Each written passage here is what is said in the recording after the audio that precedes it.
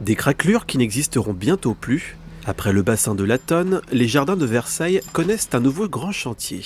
Le char d'Apollon a quitté le domaine le 6 décembre dernier. Apollon a subi les outrages du temps et depuis 3 siècles qu'il est là, les structures métalliques qui portent les sculptures à proprement parler, qui sont en plomb, ces structures métalliques ont rouillé, se sont affaissées et toute la sculpture a commencé à s'affaisser.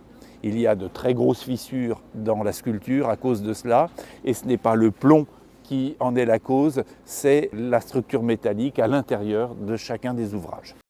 Le char a été restauré en permanence depuis le XVIIIe siècle, mais en surface. Cette fois, il faudra décaper toutes les couches de peinture sur le dessus, refaire une charpente métallique et reformer les sculptures.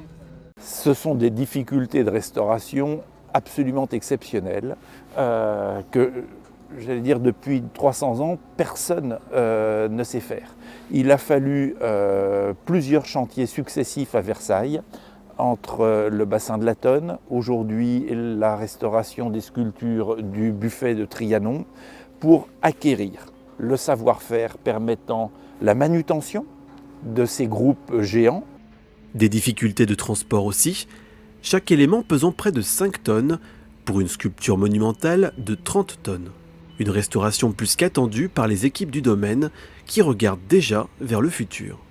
On est donc d'autant plus fiers de pouvoir le faire maintenant que, comme vous le savez, nous préparons les Jeux Olympiques de 2024 et que pour les épreuves d'équitation qui se dérouleront ici, eh bien, ce char d'Apollon redoré, flamboyant dans toute sa majesté, eh bien, servira d'arrière-plan à ces JO.